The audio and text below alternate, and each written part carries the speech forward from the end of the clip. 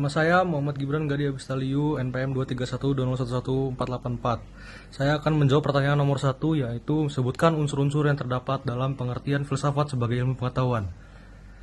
Jadi ada 6 unsur-unsur. Yang pertama adalah bersifat rasional. Filsafat menggunakan akal pikiran sebagai dasar utama dalam mencari kebenaran. Yang kedua ada bersifat kritis. Filsafat selalu mempertanyakan dan menguji secara mendalam setiap pengetahuan atau kenyataan yang ada. Yang ketiga ada bersifat sistematis.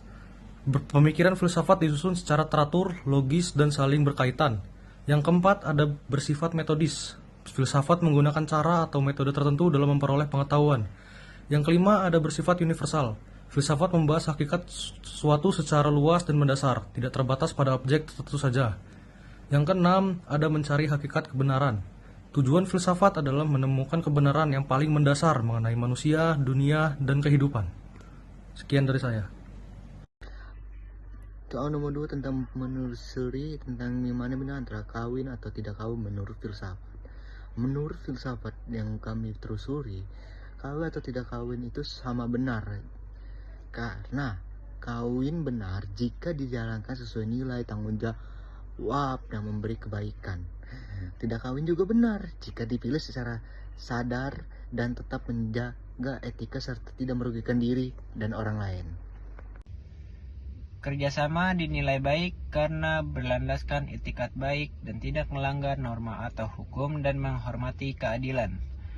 Kolusi dinilai buruk karena kolusi dalam etika profesi sering dilibatkan dengan praktik seperti korupsi dan nepotisme yang jelas, bertentangan dengan nilai moral profesi. Apa yang dimaksud dengan moral menurut Voss? Pengertian menurut Voss adalah moral adalah keseluruhan norma atau aturan yang mengatur perilaku manusia, baik dan buruk dalam kehidupan bermasyarakat. Moral berkaitan dengan kewajiban manusia untuk bertindak sesuai nilai-nilai yang dianggap benar secara etis. Analisis moral tentang abortus. Dari sudut pandang moral, abortus sering dipandang sebagai tindakan yang menimbulkan konflik nilai, terutama antara hak hidup janin dan hak kondisi ibu, dalam kurung fisik, psikis, dan sosial. Kedua ada tanda pandangan pro, membolehkan dalam kondisi tertentu, salah satunya jika kehamilan membahayakan nyawa ibu, janin mengalami cacat besar. Yang ketiga ada pandangan kontra, menolak abortus, yaitu janin dianggap sebagai makhluk hidup yang memiliki hak untuk hidup. Ada lagi, abortus dinilai sebagai pelanggaran moral karena menghilangkan nyawa. Kesimpulannya, abortus secara moral adalah persoalan kompleks yang bergantung pada nilai, norma, dan situasi konkret. Tidak selalu hitam putih, tetapi perlu pertimbangan etis yang mendalam. Tujuan hidup manusia dari segi etika. Tujuan analisis keadaan moral dalam etika. Tujuan manusia bertindak mencapai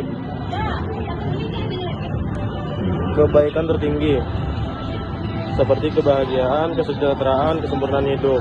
Tujuan amat menjadi tujuan ini baik karena memberikan manfaat pada masyarakat. Penilaian moral jika amat mengikuti